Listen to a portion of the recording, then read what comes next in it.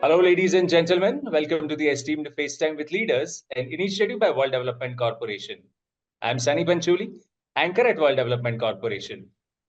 FaceTime with Leaders is a platform for industry titans to share their experiences, thoughts, ideas, and best practices in order to inspire one another and future leaders.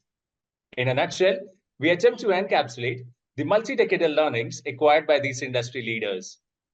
We also hope that by conducting these FaceTime with Leaders interviews, we can bring together a global community of eminent personalities. By bringing together such visionaries on one platform, we hope to play a part in inspiring the lives of other leaders. Great learnings from great leaders undoubtedly assist everyone by identifying, nurturing, and using the trade secrets that are proven success formulas for many. And this is what we aim for with these sessions by making them a gathering of industry stalwarts and a knowledge sharing community. We have one such industry heavyweight on FaceTime with Leaders with us today, Mr. Neeraj Srivastava. He is a professional par excellence in the financial inclusion, microfinance, and MSME spaces with an illustrious career spanning nearly 3 decades. His expertise extends across the spectrum of domains, including project management, policy advocacy, capacity building, stakeholder management, and fostering partnerships with MDBs such as the World Bank, KfW, ADB, etc. As an efficient leader and advocate of inclusive and sustainable growth, he has helped improve access to credit and access to the market for the MSEs and the populace at the bottom of the pyramid. Since joining SIDBI in May 1995, he has navigated dynamic roles, leaving an indelible mark on the organization's trajectory. Welcome to FaceTime with Leaders, Mr. Srivastava. Good evening, Sunny, and good evening and Shubh Sandhya to all the audiences listening to me right now. And firstly, thanks for all the kind words and your generous words that you have spoken about me. Pleasure to have you on the show, sir. So, to begin with, could you let our viewers know in brief about your career journey so far? Sure, I would like to put, although it's a 3 decade or maybe slightly more than that, so but still I will try to fit it within the given time frame. And as you know, today what I call it as a digital dream time zone, that this phase that we are living in, or rather it is a digital reality time frame that we live in. And obviously people of your generation, or maybe Gen Z and Gen Alpha as we call them, they traverse this era, this time frame with very elan and with ease. But my generation, it's slightly different. And as per the classification, probably I fall in the Gen X. You can call me like Gen X. And why I'm discussing and putting this context before I actually tell about myself is because we were born and brought up in a totally different milieu, be it social milieu, be it an economic milieu when we were born and when we were brought up. Because for us, during those times, geography used to be geography, science fiction was fiction. But in the present times, geography has become history. Science fiction has become a reality. Things have changed a bit. A lot, rather, I would say, not a bit. For us, technology meant the analog way of life. It was slow, study, more of mechanical things vis-a-vis the present times. But as we see, as 21st century arrived, technology or tech, as you people prefer to call it, it is defining the way we live. It is defining all aspects of our life. Disruptive innovation and disruption, transformation, these are the key buzzwords which we hear every time now and then. So having said this context setting, I felt I was important in the sense that I wanted my audience to understand from where I'm coming from, which tangent I'm speaking from. So that was important. So because 20th century was also a great century, 21st century is all equally great or maybe greater than what we experienced during the last century. And then what is important to note here that my generation, I would prefer to call them as digital migrants. Gen Z and Gen Alpha, they are digital natives. We are the migrants, but I'm happy to say that we have adopted well.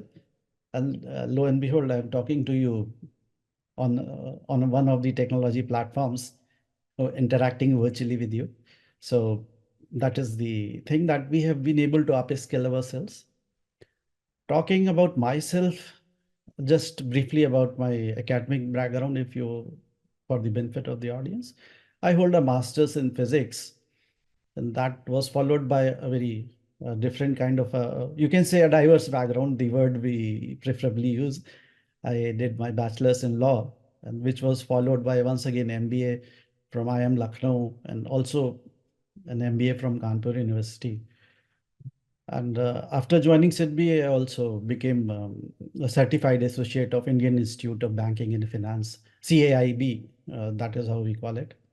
And I'm also a lifetime member of Lucknow Management Association. I'm a lifetime member of Indian Society for Training and Development. So that is a brief academic introduction.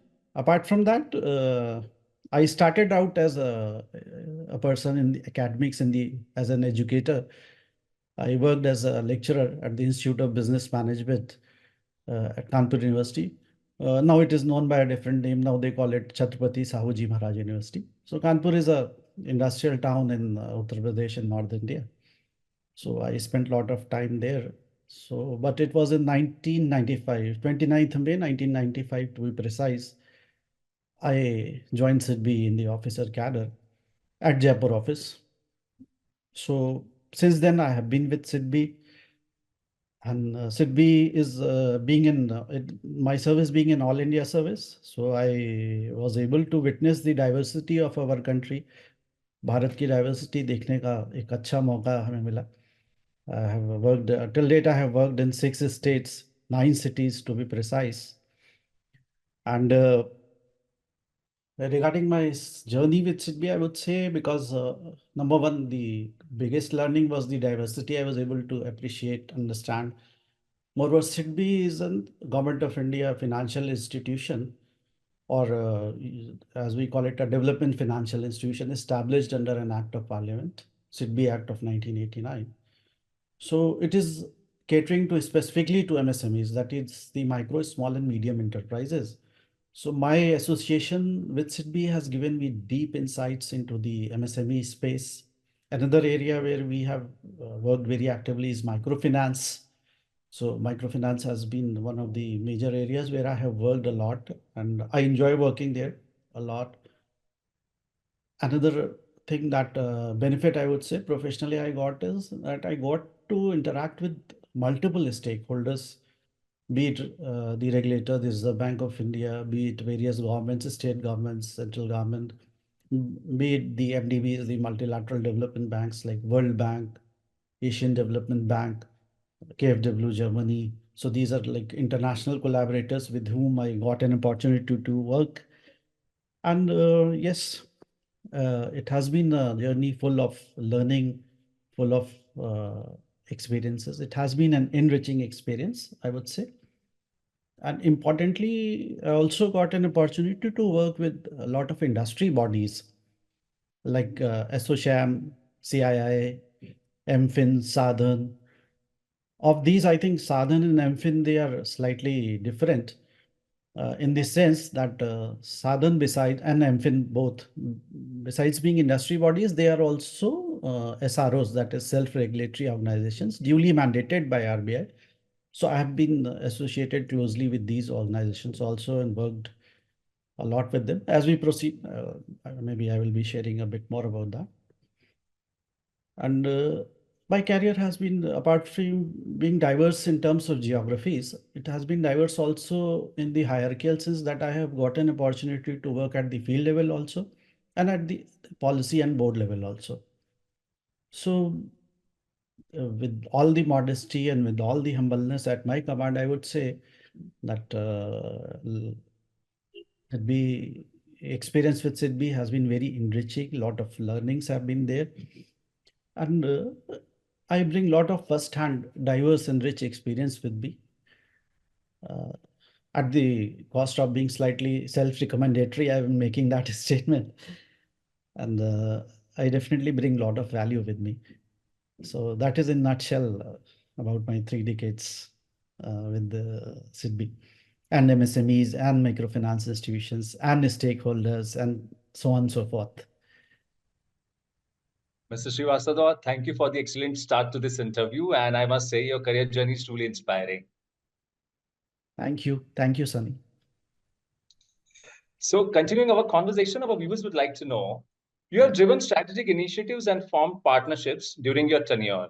So, could you elaborate on a specific strategic initiative you have spearheaded, which has had the most profound impact on SIDBI's objectives? Sure.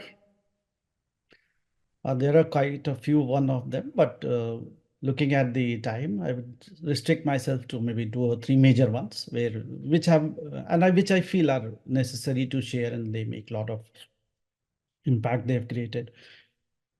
So, recollecting my major initiatives, I'm reminded of a couplet,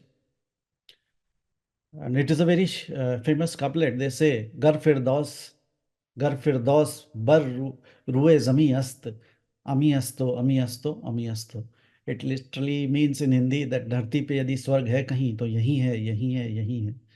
English, it roughly means if there is heaven on earth, it is here, it is here, it is here. So this couplet is recited in context of Kashmir. It was written by I think somebody anonymous. It is not dedicated to any particular shire. So that's about Kashmir. So I got an opportunity to serve Jammu and Kashmir also during 2008 to 2011. 3.5 years I was there. And in those days, there was this Darbar move which used to happen in Jammu and Kashmir. So summer capital was Srinagar and winter capital was Jammu. So I got an opportunity to work at both the places. Now, what is there that all over India, we have got state financial corporations. So in Jammu and Kashmir, we had this Jammu and Kashmir State Finance Corporation, which are set up by, there is a central act under which these corporations are set up by various state governments. So JKSFC being no exceptions, it was set up, it was a state government body. And by virtue of my position as a state head in Jammu and Kashmir, I was also a nominee director on the board of Jammu and Kashmir Finance Corporation, JKSFC. Now, there are two things. The time zone which I'm talking about, it was the time when Article 370, Article 35A, and other things were in force in J&K. Secondly, when I landed in J&K, it was going through a lot of turmoil at that point of time, because 2008, if audiences would recall, and you might recall, or maybe you were too young at that point of time, there was this Amarnath Sangharsh, lot of agitation, a lot of things were happening there. And as a consequence, JKSFC was not in a very good shape, despite the fact that the finance minister, the then finance minister of Jammu and Kashmir government, late Shri A.R. Rathar, he was the chairman of the board of JKSFC. Commissioner Finance Government of Jammu and Kashmir, Mr. Sudhanshu Pandey, who happens to be a senior IAS officer, was also a member of the board, and I was representing obviously my institution. So JKSFC was not in a very good shape. And I had the dual role, some certain supervisory roles I had to play, and second was obviously as a facilitator, because it was our baby. The SFCs are SIDBI's baby, so we have to help them come out of whatever trouble they are in. So during those time, because of the agitation, things were not so rosy, were not looking good. And there were a lot of losses to all kinds of businesses, to the Aam Janta also, to business entrepreneurs also, to everybody, because there was closure for months together and a lot of agitation and disturbances, and so on and so forth. So what happened, that central government obviously intervened, and then they came out with a package for Jammu and Kashmir. So when the discussion for this package was going on, so I suggested to the management of JKSFC, their MD and the Commissioner of Finance, that why don't you tag JKSFC with the package that is being worked out by Government of India? So what happened, they accepted my advice, and they also put in one of the items like restructuring of JKSFC. So when the package, that was known as Prime Minister's relief package for J&K. So when that package came, so a lot of money flowed to JKSFC. They were able to restructure, and I contributed by whatever I could by virtue of my position in the restructuring of the JKSFC. And the best part was I was able to recover rupees 44 crores that was due by JKSFC to my organization, because we are primarily a refinancing institution. We refinance the state financial corporation, the commercial banks, say like SBI, PNB, and so on and so forth. So that was a big achievement, that I was able to not only to help restructure the organization, even recover the dues which were supposed to be paid to us. So it was a win-win situation. So, and moreover, I can say the collateral learning, you can say, was that I got an insight into by virtue of interacting with finance minister, with commissioner finance and other senior officers, how does a state government function, especially in a state like Jammu and Kashmir, which at that time had their own separate set of rules, separate you can say codified laws, and everything was slightly different than what we have in the other parts of the country. So that was a very enriching and very learning experience. And to conclude, I would say, जिन्होंने कश्मीर नहीं देखा, those who have not visited, please do visit. It's a wonderful place. People are nice. I have spent 3.5 years there, and I'm safe and good. I'm saying this because those who have not gone there, they feel it's a bit scary or whatever they think. Although things have changed a lot. I'm talking about 2008, 2009, 10, 11. But yes, जिन्होंने नहीं देखा, please do visit it. See, it's really a swargansa. The share which I said, it holds true. Another very important Sunny initiative, which was much ahead of its time, much ahead. And this time zone, once again, I'm taking you back to early 2000s, somewhere around 2002, 2003. And I was at that time posted at Kanpur branch office. So Kanpur has a lot of esteemed academic institutions, the best being obviously IIT Kanpur, Indian Institute of Technology. It is an institution of eminence. So we entered into an MOU with IIT Kanpur. This is, as I said, around 99, 2000 and up to 2003. And we decided that we will set up an innovation and incubation center. You see, we are talking about startups, innovation, and incubation in the present times. At that time, these words were like all Latin and Greek for most of the Janta, for most of us, even including myself. Learned about all these things while doing this intervention. So what we did, we entered into an MOU, and as per the MOU, IIT Kanpur provided the land, and we provided the funds, including both capital funds and a part of the revenue expenses. Now, the capital funds were utilized for setting up, obviously constructing the building of the incubation center, including a separate hostel building for the incubatees. And then we also did this thing, the infrastructure part, the bringing the computers, bringing office equipments and office decor, everything. So that is how it happened. And then IIT and SIDBI both contributed to a corpus also, which was invested with mutual agreement. The idea was, in the initial 2-3 years, SIDBI will meet the running expenses of the center. And subsequently, once the corpus starts giving income by virtue of the interest income, that will be used for running the center for a certain number of years till it becomes self-sustainable. And I'm happy to note that, Sunny, that although it was way back in time, it was as I see it in hindsight, it has been a very satisfying experience. And why I say so, I'll just share with you some hard facts. Ours was the first Innovation and Incubation Center, IIT Kanpur. Now today they have a total of 3 such setups, obviously. But then the pioneering effort was by truly yours. So from the SIDBI side, I was the person who was responsible for all this implementation. And as on date, the SIDBI Center alone has incubated nearly 130 companies, and their valuation runs to nearly 1 billion USD.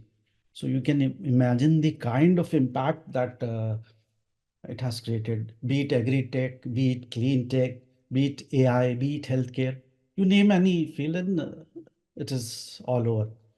So you can imagine something we did nearly 20 years back, or maybe more than that. It is serving the needs of people now. So it has been really a very satisfying journey. Another area, before I let you proceed further, which is very close to my heart, is my dalliance with microfinance. You see, microfinance, we hear it about these days a lot. It has now become a huge industry. And I'll just share some figures and you will just realize what the transformation has been. So SIDBI started microfinance in way back in 1994 by virtue of launching a specific scheme. Microfinance, if just for the benefit of the audience who are not linked to this world, I'd just like to share that it's one of the tools for achieving financial inclusion and social inclusion both. And two primary models that are there. One is the SHG, that is the self-help group model, which is championed by NABARD. NABARD started out in around 92. And SIDBI championed the MFI, that is the microfinance institutions model, which has given amazing results to us. So based on initial learnings, as I said, told you, 94 we started.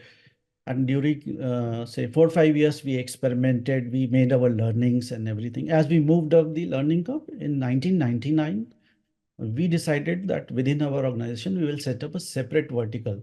We call, we call it as SIDBI Foundation for Microcredit, SFMC. So it was a dedicated vertical catering to the needs of this very important sector, which was catering to the award goal of national financial inclusion, creating an inclusive society, creating an inclusive paradigm. Now, things which attracted me the most once I got into this desk. In fact, when I joined in 95 at Jaipur, so the first microfinance proposal, at that time we used to call it informal lending.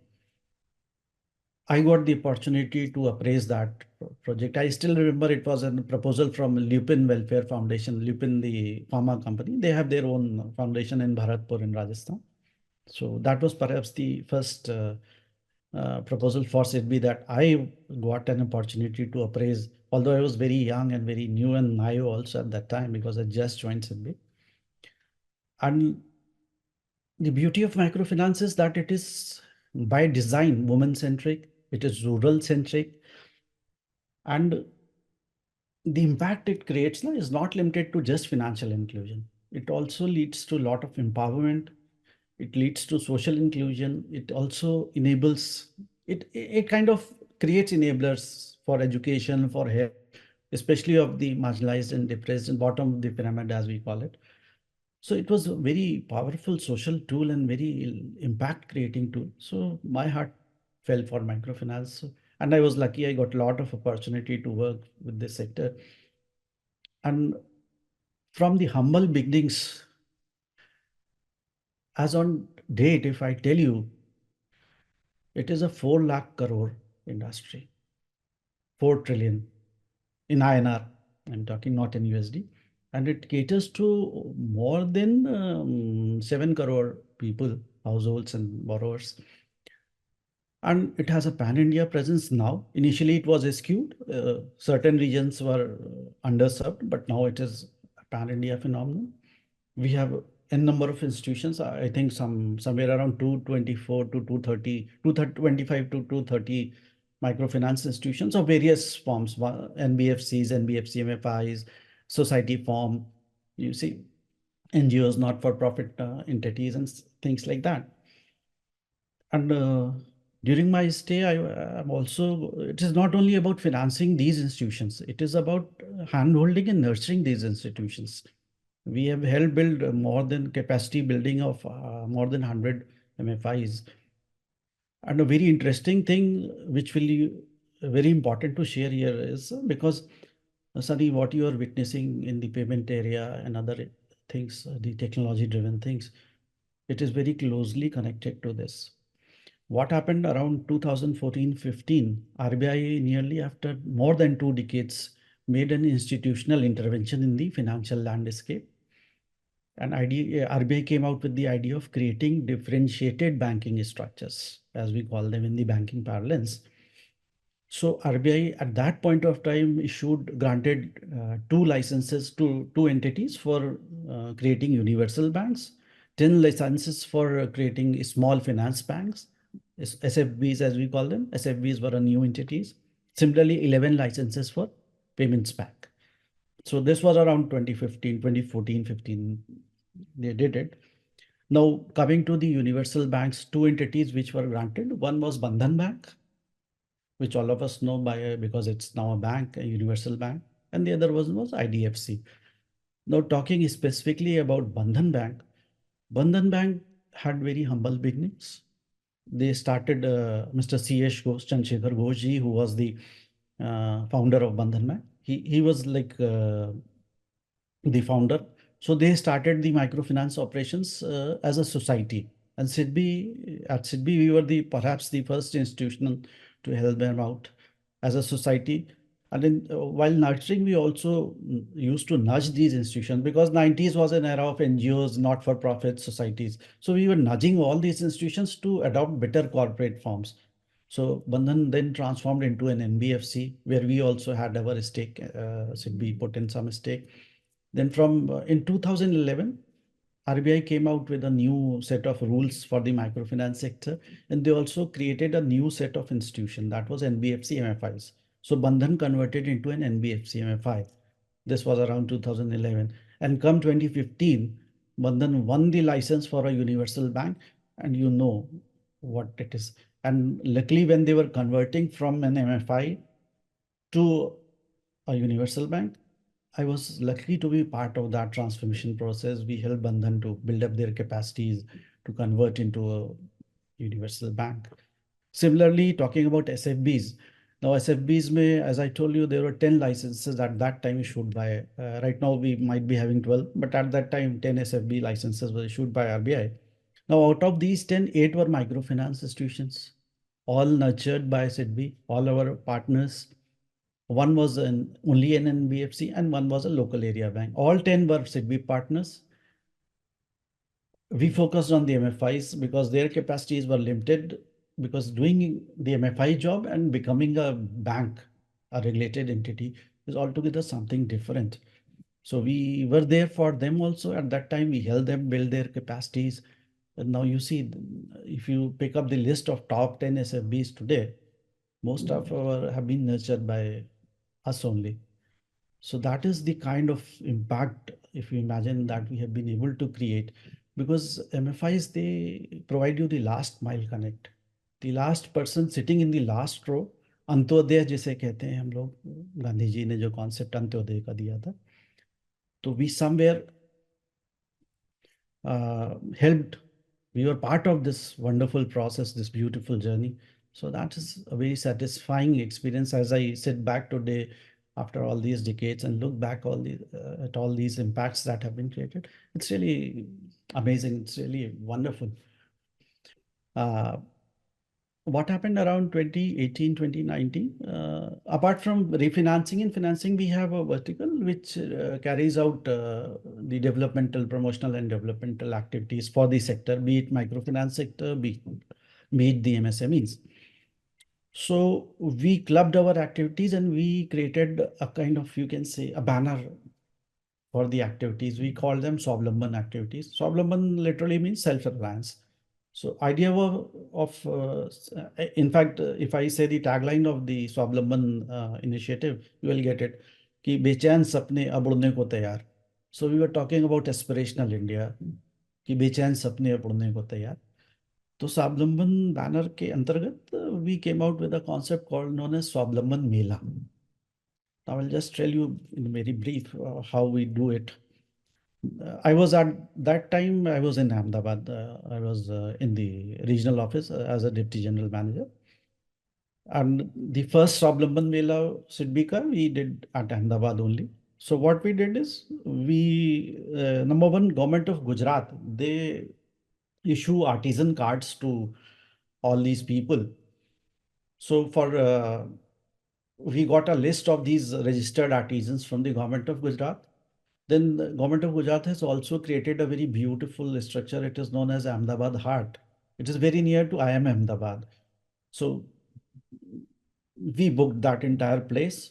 It was, I think, February 2020, 2020, just before the COVID thing started in March, for 5 days. So we invited all these artisans from all over Gujarat and some of the neighboring states also, maybe Rajasthan, MP, and things like that. So their stalls were allotted to them free of cost. We provided for their residents also. Within that heart, Ahmedabad heart, there is a dormitory setup. So that also we had taken it on, booked it on the charges payable to the government of Gujarat. And we also provided for their meals, all 3, 4 meals, whatever was there. So as to make them comfortable so that they can focus for all the 5 days on their products and sell them. So idea was like creating access to market for these artisans who come up from far off places, Kutch and Jamnagar and whatnot. So we gave them stalls, we helped them with all the daycare and everything. Besides this, we did very aggressive marketing of this event using whatever possible means, the traditional ones like print ads, the hoardings, the billboards, but also we did something called as digital marketing, like tying up with their FM channels, and so it was being jingles were being played and things like that. And I'm happy to share with you that within 5 days we enabled these people to number one, clock sales of around 65, 70 lakhs in 5 days. So that is a big thing for them. Secondly, during the daytime, because normally what happens, people, the density of the crowd increases post lunch only. So during morning time, early morning is around 10, when we used to conduct sessions, skill-based sessions, like how they can get their udyog registration that government of India or the state governments insist on. Then also we would conduct sessions design how to improve their design. So we'd invite faculty from NID, NIFT to conduct sessions one-on-one basis also, and as a group also for all these artisans who were there. Around 100 of them were there. And similarly, other few other capacity building activities. Thirdly, we also requested one of the SFBs, that was FinCare SFB, if I remember correctly, to put up a stall there with all their team. So now these people, they cater to this segment. SFBs have been designed to cater to these kind of bottom of the pyramid population. So we created a credit connect also there. So you see the traditional problem, especially of the out of the MSMEs, the S, that is the small, and the micro enterprises. The traditional problem is still persists. It has been there since time immemorial. That is access to market and access to finance. So we were catering to both of these things. We were creating a market, and it was so successful that our institution adopted this template which we were involved in as a model for the entire country. So wherever SIDBI regional offices are there now, pan India, we conduct this. This has become an annual feature. So once again, that was a life-changing experience. I enjoyed it. I still now I relish it because I'm now out of Ahmedabad, but still I remember uh, these beautiful memories I have with me. And just to conclude about these, because as I said, I can go on and on, but just to conclude here is like the beauty of all these interventions, most of these interventions is that they are woman centric. So to sum it up, I would say I will just like to quote our late Honorable President of India, late Dr. APJ Abdul Kalam. He once said that empowerment of women leads to development of a good family, a good society, and ultimately a good nation. So, and that is very true if you try to experience it, because as they say, if you educate a woman, if you educate a man, you only educate him. If you educate a woman, you educate the family, you empower the family. So That sounds incredible, Mr. Srivastava. So, building on to that, our viewers would like to know on what principles and values do you base your professional excellence? that's a, how should I define that, Sunny? But yes, since you have asked, I have to say something. Firstly, I would say that God has been very kind and life has been kind. That because values, I do not literally translate it the way it is in English. My meaning is understanding of that word is slightly broader. So firstly, I was very fortunate to have been born to very in a very good family. My mother, she was a very noble soul. Although she passed away very early, that way back in around 68, I was too young. So my father was there. My father was incidentally was himself a very educated and well-read person. He was an officer of the esteemed higher judicial services of Uttar Pradesh. He retired as a district judge. So post my once my mother left for her heavenly journey, my grandparents took on the mantle of bringing me up. So my dadi, rather I used to call her Amma and Baba, they took care of me. Now they were like people of a different age, different era. So they inculcated very strong values within us, within the family. And I was their favorite child, no doubt, because of the circumstances. So I had all their blessings, all their love. And so that is how I ingrained a lot of values while being with them. Value, I would, by value, whatever I'm trying to describe, what we call it as sanskar in Hindi. You see, sanskars are nothing but a set of values, set of principles that you pursue both. And for me, professional values and personal, they are not separate. If you have a double personality, then only you can have two set of values. For me, they are universal, they are timeless, they are eternal. So वो शाश्वत भी हैं, कालजयी भी हैं, और वो eternal भी हैं. और वो सार्वभौमिक भी हैं, जैसे कहते हैं यूनिवर्सल इन हिंदी इज सार्वभौमिक. सो दे आर यूनिवर्सली एप्लीकेबल. आप ऑर्गेनाइजेशन में हो, आप प्राइवेट मोमेंट्स में हो, आप इंटीमेट पोजीशंस में हो. For me, those values are very true.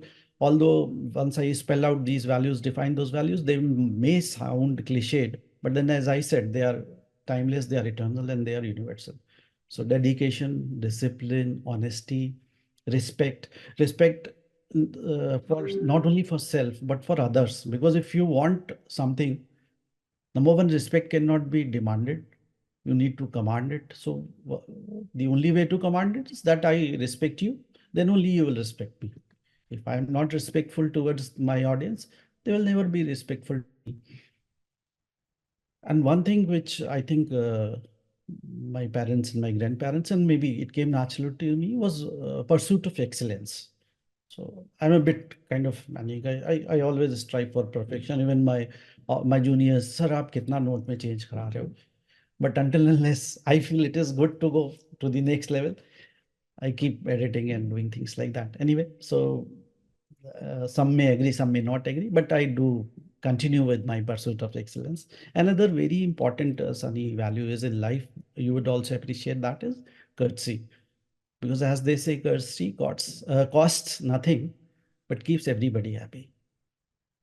And moreover, as human beings, we expect whomsoever we meet should be courteous towards us. So he or she will be courteous only when you are courteous to him or her. If you misbehave, how can you expect somebody else to be courteous to? So because they say, no, the Newton's third law, there to every action there is the equal and opposite reaction. So if I expect courtesy, then I have to extend that. And especially while dealing with my female colleagues or maybe ladies in general, we have to be respectful. I don't say you आप उनको देवी बनाइए, but एक basic जो social courtesy होती है, तमीज तहजीब वाली बात होती है, वो होनी चाहिए. So these are 3-4 values I said, which I really cherish, I enjoy. And another, I will not call it as a value, you can call it a trait if you want so, is that I believe in investing in relationships. Today, we keep hearing this word networking. I make a fine distinction between networking and relationships. Networking is all about like give and take thing, but relationship is something which stands on a more sound footing. You see, you create relations, you invest in relations, and you reap the rewards for a lifetime. So I think, especially my younger audience, if they are there, so they should value the whatever relationships they have, both in their personal and professional life. They should stay invested, and idea is not to reap benefits. It happens automatically. But it is such a beautiful thing that you are getting connected with different people. Say, for instance, I told you about Jammu. I'm still connected to my landlord there. Every morning we exchange at least a good morning message. So you see, 2008 and today, 2024 we are sitting. So it has been 16 years, 16 long years, I would say. But still we are connected.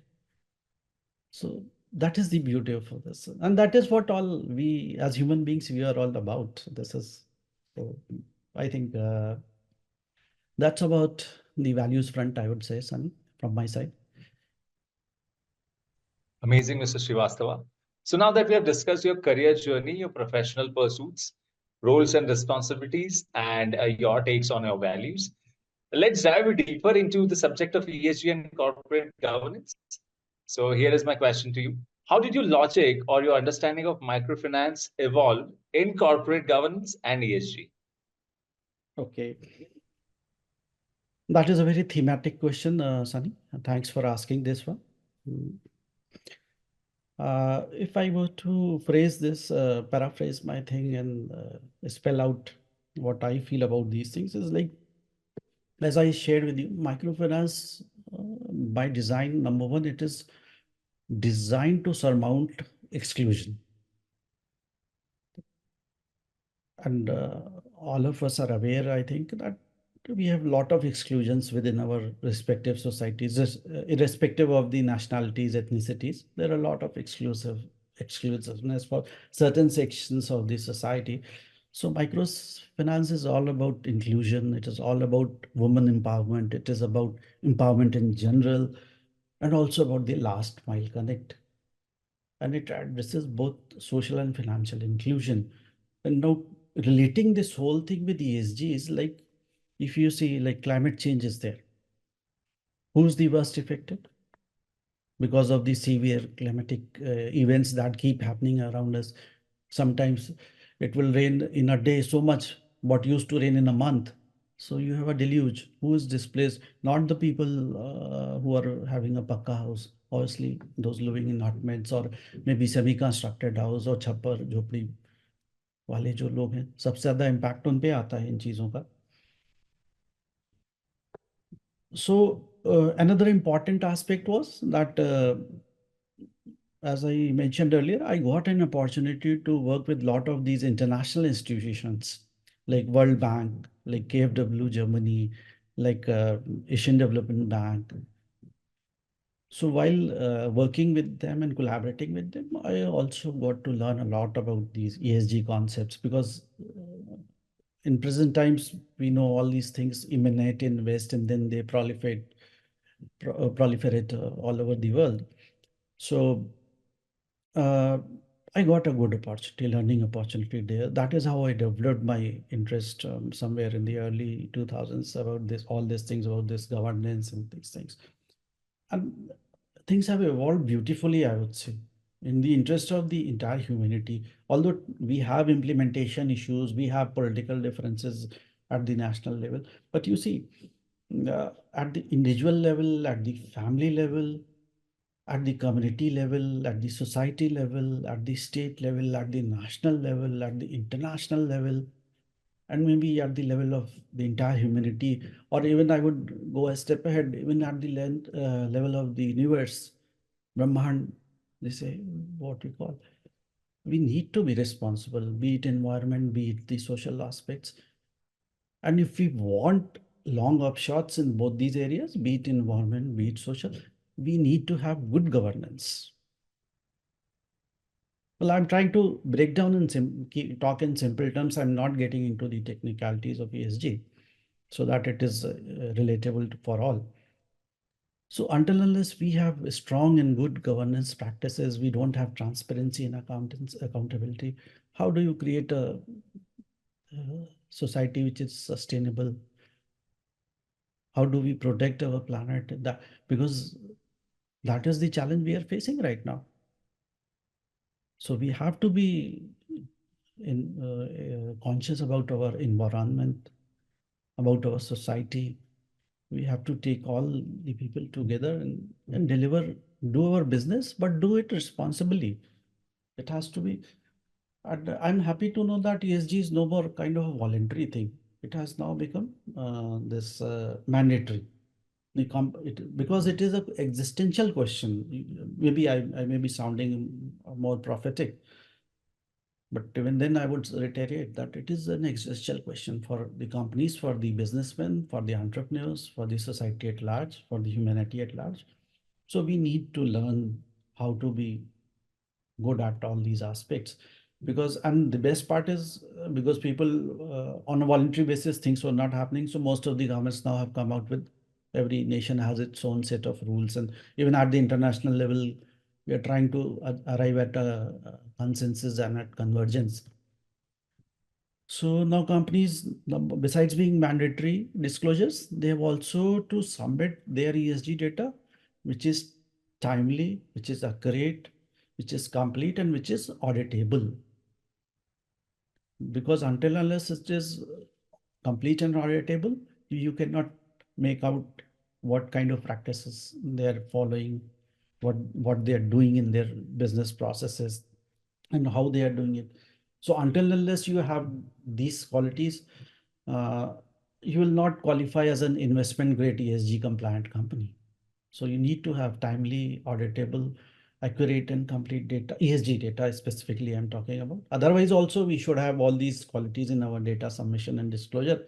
But specifically about ESG, this is the basic minimum that we must have. Now nobody asks a company, can you please give me your ESG data? That is not the question anymore. The question is, how reliable is your ESG data? You see, the change that has come with the evolution of these concepts. So I think things are moving in a good direction. I'm an eternal optimist. So despite all the doomsday story and all issues, I still believe we will come out with all the problems and we will do well for ourselves as a humanity, as a nation. I'm very hopeful of all these things. So that is how I got into ESG area. Thank you. Absolutely. So, Mr. Srivastava, as someone with prior exposure to ESG and good understanding of corporate governance, what values do you bring to the table? Well, Sunny, if you see, climate change, as we popularly call it, is no more a work of fiction. It is not no more an imagination of a scientist sitting in some remote lab, or some noise being just being rigged up by an activist. Climate change is a harsh reality of our times, and as collectively as a humanity, we need to act now and now only, because otherwise it will be now and never well situation. So we need to act right now. Based on my experiences, one thing which I have been discussing with you was sustainability. Now, in earlier days, say 70s, 80s, the word sustainable used to mean, in the context of businesses, it used to mean financial sustainability. That is not the case anymore. Sustainability has acquired a different connotation altogether. We are talking about closed economy. We're talking about circular economy, where there is a defined product liability for a particular corporation, for a particular organization. So my focus is definitely sustainability is one of the value that I swear by and I bring it with me. But how do you make things sustainable? How do you run a profit in a responsible manner? How do you act responsibly? I think stakeholder engagement.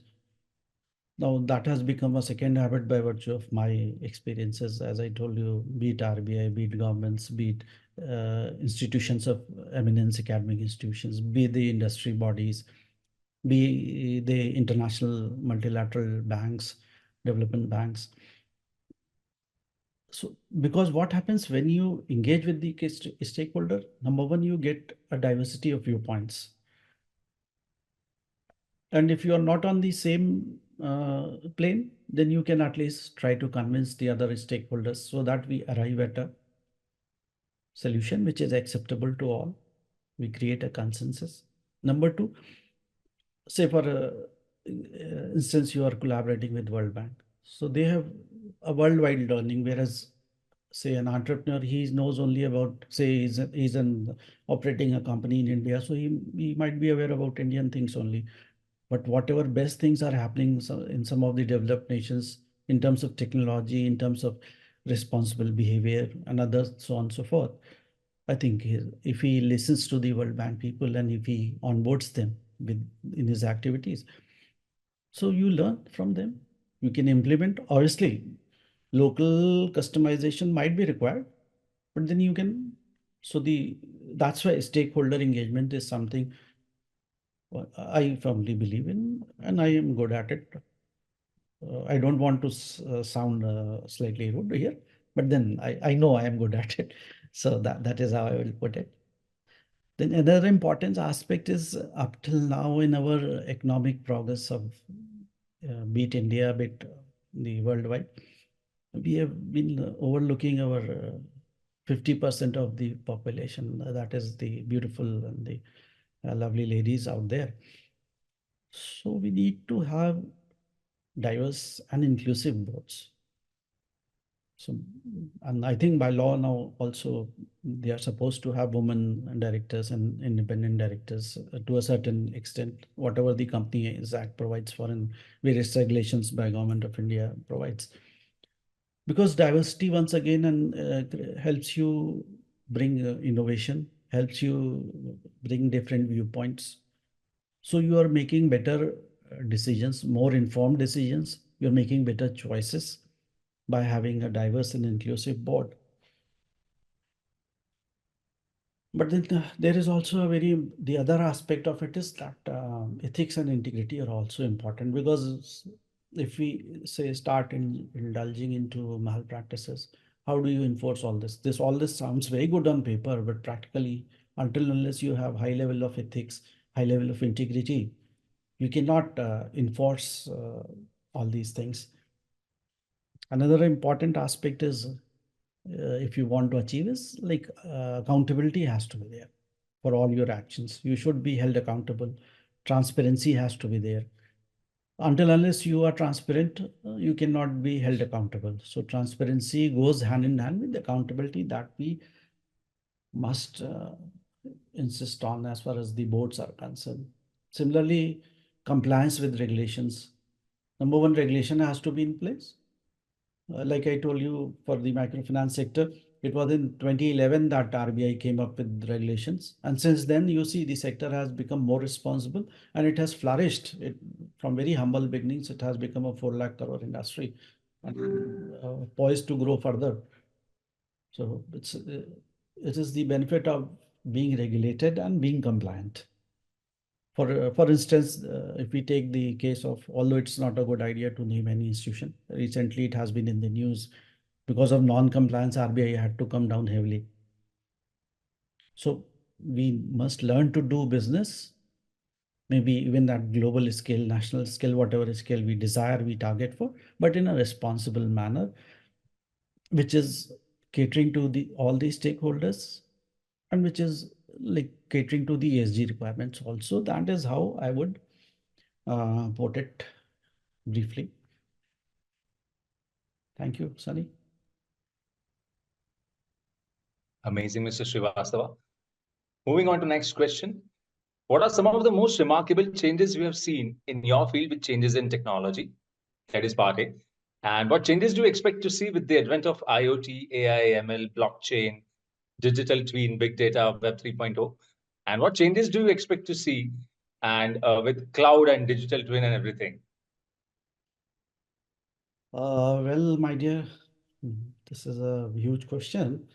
But then the good thing is that the response to this question is self-evident.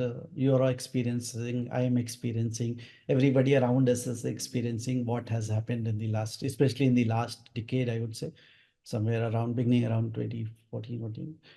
And now this is what 2024. In this case, I would restrict myself specifically to the Indian context, because what we have done in the last 10 or so odd years has been amazing and wonderful. If you see, we embarked on our digital journey way back in 2009 when Aadhaar was conceived. Pre-Aadhaar eras, if you remember those days, we were not having a very kind of a universal identity for our citizens, which was universally acceptable across the nation and which was foolproof also.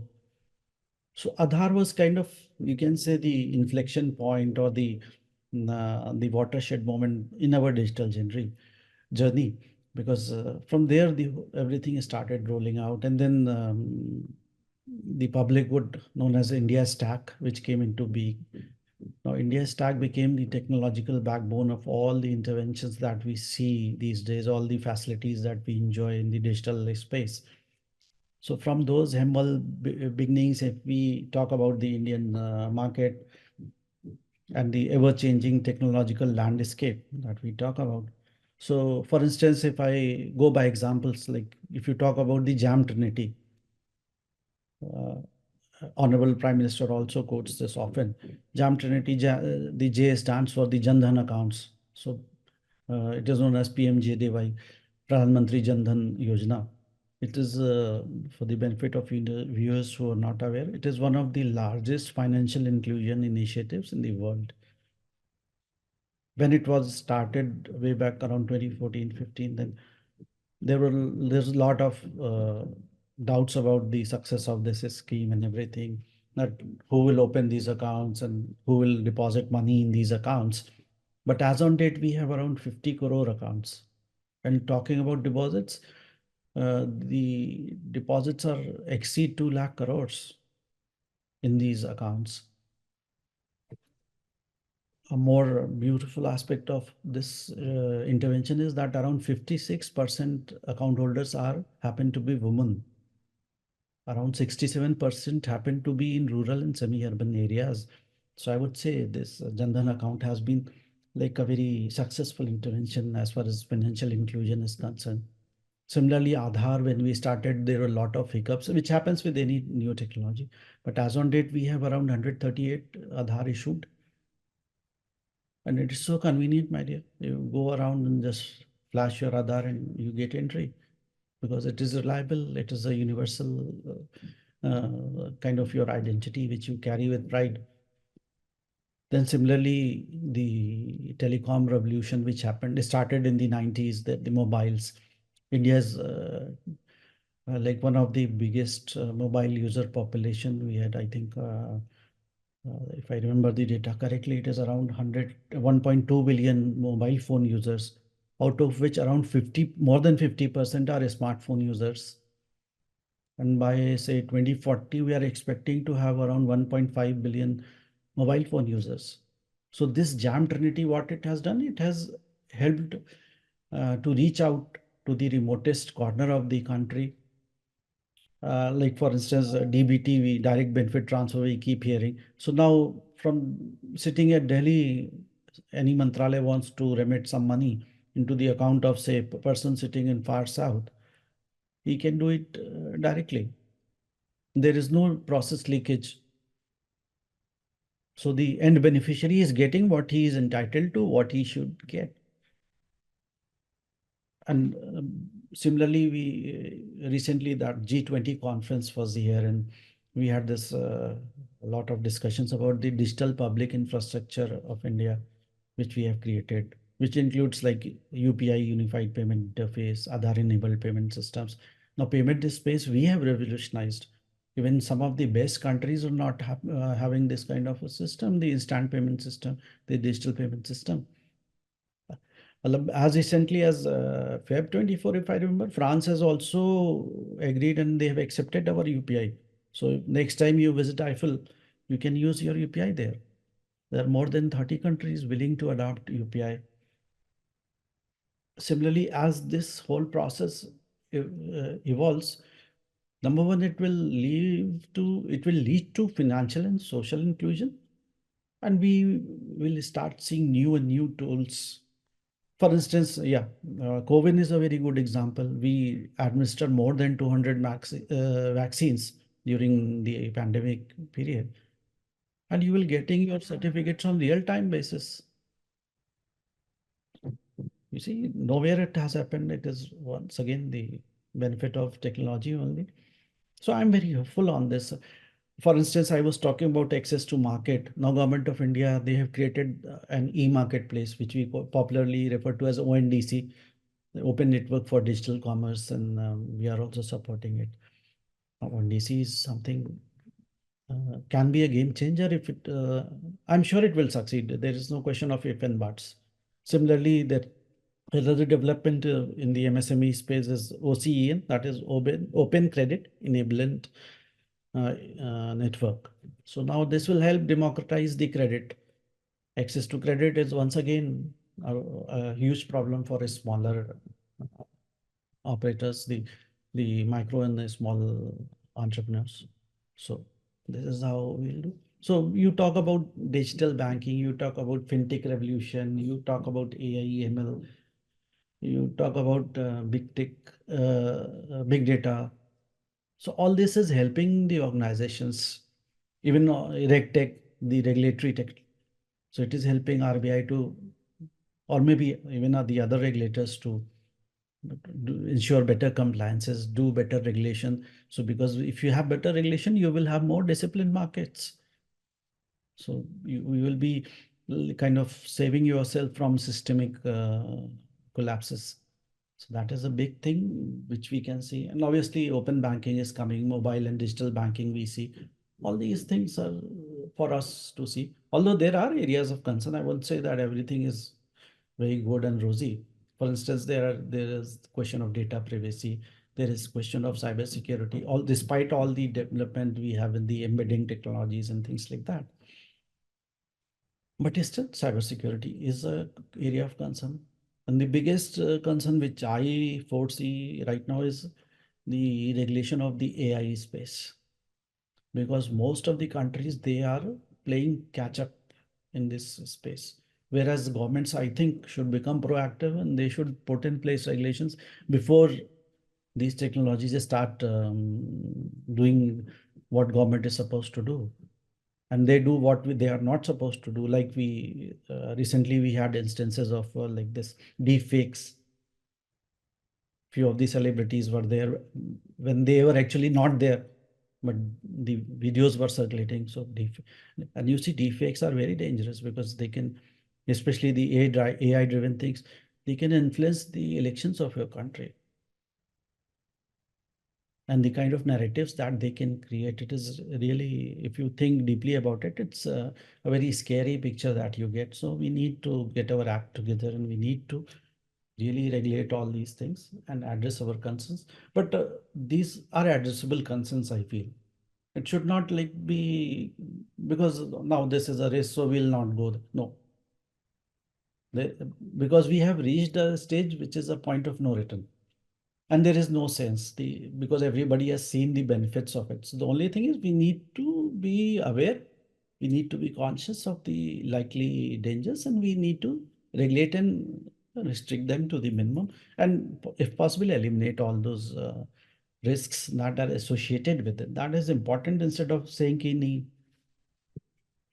and one hard data, maybe you may also love that data is like the UPI thing and other things. What it has done, India now today accounts for nearly 50% of the digital transactions in the instant payments space across the globe. You see, from a land of snake charmers to commanding 50% market share globally, it has been a wonderful and transformative journey. Even in volume terms, I think January 24 UPI transactions were something like 18 lakh crores. So that is, I think, 18 trillion or something like that. So that's amazing. That's the beauty of this tiger called technology. As long as you know how to tame this tiger, there is no need to get off that tiger. You should keep the ride, but keep it under control, keep it tamed, and you will reap the benefits.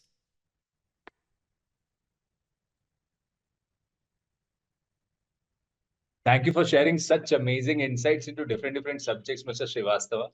Truly, it's inspirational and motivational and enlightening. All right, so this brings us to the last question of the session, and here it is. We are building a community of industry magnates. The move is meant for cross-pollination of knowledge and building a knowledge-sharing community of corporate giants and industry experts. So what are your thoughts about these initiatives taken by Mr. Zishan Pathan, Mr. Heval Mehta, and the team of World Development Corporation? To start with, I would say Mr. Zishan Pathan, Mr. Heval Mehta, and the World Development Corporation, they deserve a lot of compliments for doing what these wonderful interventions, whatever they are doing.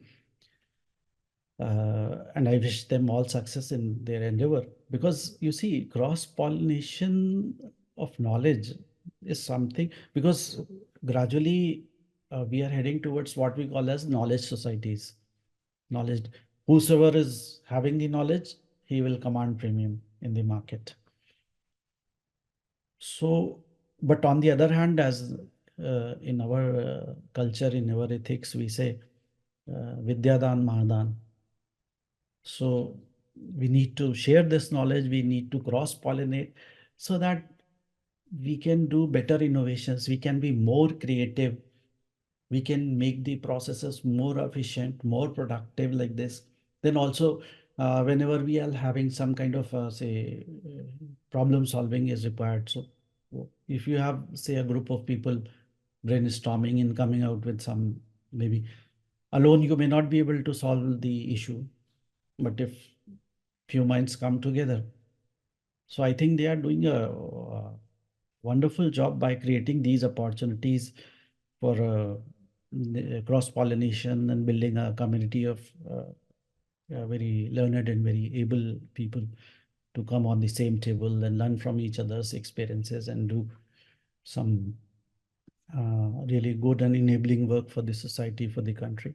I think it deserves all the compliments, whatever they are doing. I think they should carry on. They should take this to the next level. So my best wishes to both Mr. Pathan, Mr. Heval Mehta, and the World Development Corporation. I hope they will continue this wonderful intervention they have taken upon themselves. Great. It was fantastic conversing with you, and I'm confident that your insights will inspire future leaders. Thank you, Mr. Srivastava, for joining us today. Wish you the best for your future endeavors. Moreover, trust that this initiative by Directors Institute has unquestionably expanded the participants' understanding and enriched their minds.